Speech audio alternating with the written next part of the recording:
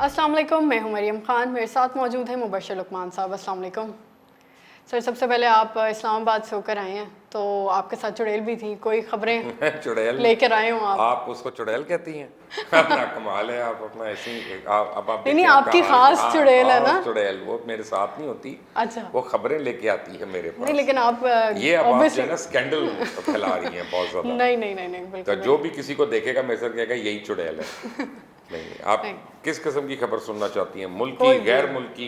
गैर मुल्की। गैर मुल्की जी खबर तो ये है कि सऊदी अरेबिया की जो रिपोर्ट की थी, आर्मी चीफ ने अभी जाना है। जी, तो अब देखें सऊदी अरेबिया ने बुला लिया, आपको मैंने कहा था ना कि वो बुला रही हैं, तब उन्होंने बुला तो ये लिया। आपको लगता है कि ये जो मामला है वो मौशी नहीं था और बल्कि दफाई और स्ट्रेटेजिक मामला है? ये सब कुछ होता है आज की दुनिया में, मुआशियात बहुत इंपॉर्टेंट है, दिफा भी मुआशी होती है, स्ट्रेटजी भी मुआशी होती है, सब कुछ मईशत से लिंक्ड होता है, कोई ऐसी बात नहीं है। और जो है ना वो अब मुझे लगता है कि सऊदी अरेबिया डेस्परेट हो रहा है, क्योंकि यमन के अंदर चाइना और ईरान मिलकर इन्वेस्टमेंट करने लगे हैं। वो ऑयल एक्सप्लोरेशन के लिए कर रहे हैं, गैस के लिए कर रहे हैं, और वो शायद बेस बनाने लगे हैं वहाँ पे। और ये अगर बन जाती है तो फिर सऊदीया की वहाँ से एक्सपोर्ट तो नहीं हो सकता, ख़ास तौर ऑयल। तो रोज़ वहाँ पे आतिशबाजी होगी। तो सऊदीया जो है वो देख रहा है कि 2 साल में उसने किस हाल में होना है, तो वो उसको अब प्रीएम्प्ट करने के लिए उसको अफवाज पाकिस्तान की ज़रूरत है। और सबसे बड़ी बात यह है कि आज के दिन जो मुझे बात पता चली वो ये है कि मोहम्मद बिन सलमान की इतनी ज़्यादा मुखालफत अपनी फैमिली में होगी, इतनी ज़्यादा मुखालफत होगी कि लोग कहते हैं अपनी फैमिली का ही कोई बंदा उस पर हमलावर ना हो जाए।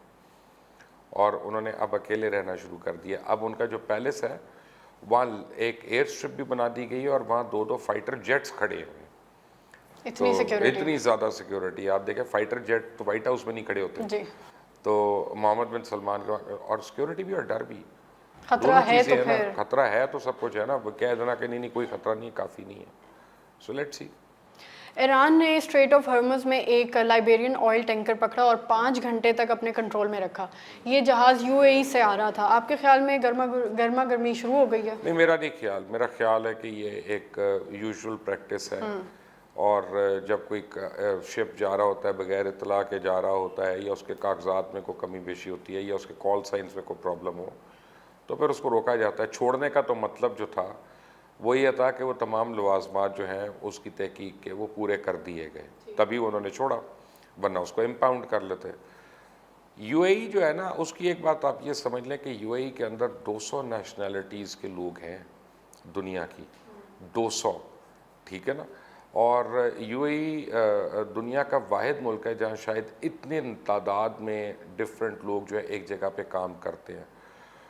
तो यूएई एक टॉलरेंट सोसाइटी तो है, वहाँ पे खाने पीने की आज़ादी है, वहाँ पे सुपरमार्केट में पोक भी मिल रहा होता है, वहाँ नाइट क्लब्स भी हैं, और वहाँ मसाजिद भी हैं, वहाँ पे और इबादत गाहें भी हैं।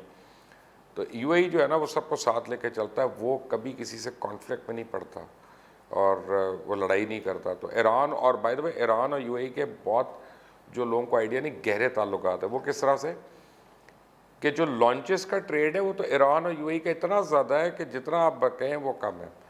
और आज से नहीं, हमेशा से, क्योंकि उनका फासला ही नहीं आपस में, वो तो बिल्कुल करीब है। दुबई से अगर लॉन्च ने कराची आना है तो उसको 3 दिन तो लगेंगे या 4 दिन, वहाँ वो फ़ौरन पहुँच जाती। तो इलेक्ट्रॉनिक्स हैं, कपड़ा है, ये गुड्स हैं, हाउस होल्ड आइटम्स हैं, दूसरे दवाइयाँ, ये तो सब यूएई से जाते हैं वहाँ पे। तो यूएई और ईरान के ताल्लुकात बहुत अच्छे हैं, कोई ऐसी प्रॉब्लम नहीं। शिप ने कोई गलती की होगी तभी तो उसको छोड़ दिया जब पूरी हुई है कागजात। अगर कुछ मसला होता तो ना वो फिर ना छोड़ते। फिर तो ईरानी तो किसी के रोब में आने वाले नहीं है। चीन ने ताइवान को वन चाइना का हिस्सा समझता है। चीन जो है, अमेरिका के वजीर सेहत ने ताइवान का दौरा किया और ऐसे लीडरों से मुलाकात की जो चीनी कम्युनिस्ट पार्टी के ख़िलाफ़ हैं, तो जिस पर चीन का अमेरिका को कहना है कि अमेरिका जो है आग से खेल रहा है। तो इस पर आप क्या कहेंगे? चीन ने फौरन से रिएक्शन भी दे दिया। अमेरिका को भी पता है कि वो किससे खेल रहा है, और चाइना को भी पता है वो क्यों खेल रहा है। ये अब मसल फ्लेक्सिंग होएगी। अभी तो साउथ चाइना सी में हो रही है ना, और ताइवान उसी सिलसिले में आता है, लेकिन अभी उससे ज़्यादा होनी है। और ये इसमें कुछ ममालिक भेंट भी चढ़ेंगे, ख़ास तौर पे इंडिया जो है वो जो है ना वो ज़्यादा کود رہا ہے اس وقت. اس کو امریکہ کی محبت زیادہ ہو رہی ہے اس کے خیال میں کہ وہ سپر پاور بن جائے گا ریجن کی. تو چائنا نے تو اپنا اناؤنس جو کیا نا وہ اس سے امریکہ اور انڈیا کو بڑا کلیئر دے دیا کہ گوادر کو اور چابہار کو جو کنیکٹ کیا تو اس سے انڈیا کا جو گیٹ وے ہے یورپ کا, اگر آپ نقشے پہ دیکھتے ہیں, ٹوٹل بلاک ہو جاتا ہے. اور اس کو پھر ریڈ سی سے ہوتے ہوئے, سوئس کنال سے ہوتے ہوئے پھر اس کو جانا ہے یورپ تک کہیں پہنچنا ہے. تو انڈیا کی ایکسپورٹس اگلے سال جب یہ دونوں پورٹس لنک ہوتے ہیں یا 2 سال میں, اس کے بعد ذرا دیکھیے کہ انڈیا کا ڈراپ کتنا آتا ہے. تو چائنا اور امریکہ جو ہے یہ ایک دوسرے کو مسل فلیکسنگ کریں گے, آنکھیں دکھائیں گے, تیور بدلیں گے, سب کچھ ہوگا. حملہ نہیں ہوگا, حملہ پیادے ہی کرتے ہیں. پھر چودھری خود نہیں آ کے کسی سے لڑائی کرتے.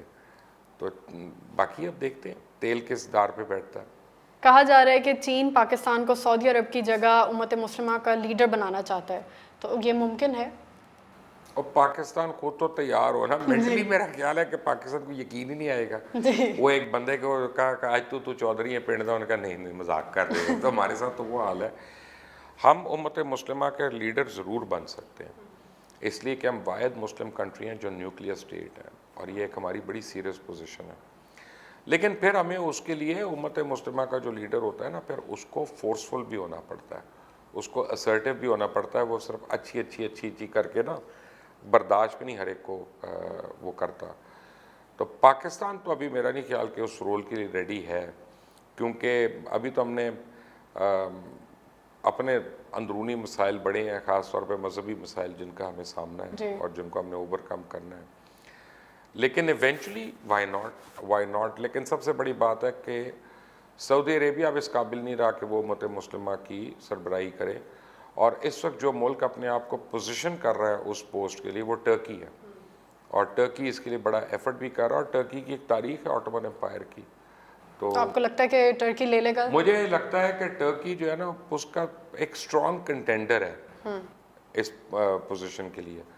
لیکن اگر چائنا پاکستان کو, وہ کہتے ہیں دھکا کہنے دیتا ہے میں تو اگر چائنا دے دیا دھکا تو ٹھیک ہے, پھر لے ہو سکتا ہے پاکستان بن جائے.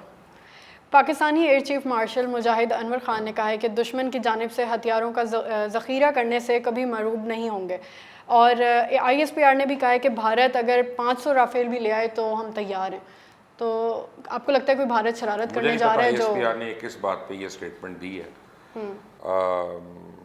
شاید یہ میٹافوریکل اسٹیٹمنٹ ہے, لیکن یہ ہے کہ ہم تیار تو ضرور ہیں. لیکن ایک بات یہ یاد رکھیں کہ جس چیز کی تیاری, کئی چیزیں ہوتی ہیں جس کی تیاری نہیں ہوتی.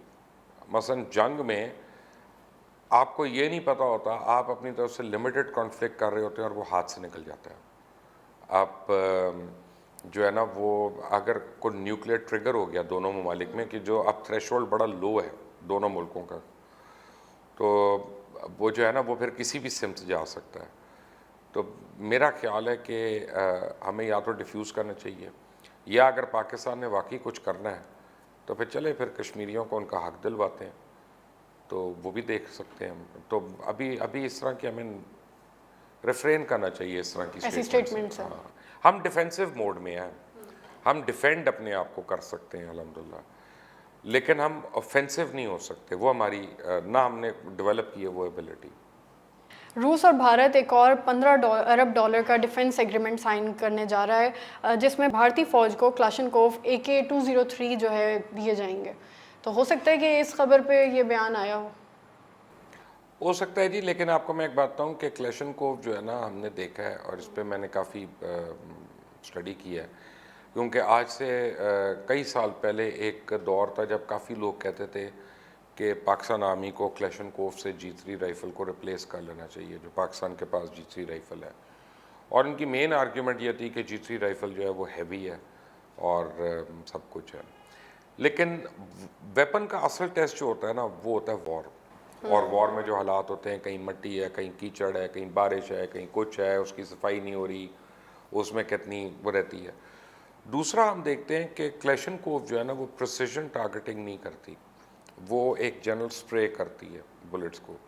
اور G3 جو ہے وہ دونوں چیزیں کر سکتی ہے, وہ سپرے تو نہیں کرتی لیکن وہ ہر ڈائریکشن میں, اور ریپڈ فائرنگ تو ہے اس میں, اور پریسیژن ٹارگٹ فائرنگ بھی ہے. تو ٹیررسٹ اس لیے جو بھی دہشت گرد ہوتا ہے نا اس کا فیوریٹ ویپن کلیشنکوف ہے, तो अब इससे आप भारत के माइंड सेट का अंदाज़ा लगा लें कि बेसिकली तो दहशत गर्दी उनका माइंड सेट है और उसे वो करना चाह रहे हैं। लेकिन Kalashnikov is no match to what we have G3। हालांकि G3 एक पुराना वेपन है, कोई आज का वेपन नहीं है, साल पुराना है, लेकिन बहुत से वॉर्स में और कॉन्फ्लिक्ट्स में ट्राइड एंड टेस्टेड है और डिपेंडेबल है। तो मेरा नहीं ख्याल कि हमें उससे कोई फ़र्क पड़ता है। क्लेशनकोफ हमारे सामने तालिबान बड़ी यूज़ कर चुके हैं और तालिबान तबाह बर्बाद हो गए, इंडिया भी तबाह बर्बाद होगा इंशाल्लाह। बॉलीवुड की बात करते हैं, रिसेंटली जो है कल महेश भट्ट का एक मूवी का ट्रेलर लॉन्च हुआ जिसमें उन्होंने अपनी बेटी स्टार हैं उसमें, और वो यूट्यूब का जो है मोस्ट डिसलाइक वीडियो है और उसके बहुत जल्द 24 आवर्स से कम में उसने 6.4 मिलियन डिसलाइक्स उस वीडियो पर आ चुके हैं। 6.4 मिलियन जी। अच्छा, और मुझे ये पता चला था कि 2 मिलियन तक है। नहीं, वो बहुत रैपिडली आ रहे हैं, क्योंकि मैंने भी सुबह देखा था तो 5.4 थे, अब जो है वो 6 मिलियन भी क्रॉस कर गए।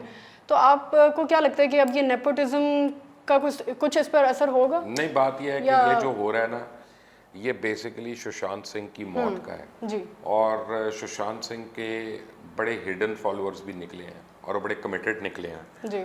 और महेश भट्ट की और उनकी बेटी की गुफ्तगू भी है सुशांत के मुतल्लिक जो डेरोगेटरी थी। तो ये लोगों ने अपना गुस्सा निकाला है और महेश भट्ट ने एक वर्ल्ड रिकॉर्ड तो फिर कायम कर लिया ना, सबसे ज़्यादा हेट लाइक्स लेने का या डिसलाइक्स लेने का। वो तो इस पर खुश होंगे कि फिल्म मशहूर हो गई है।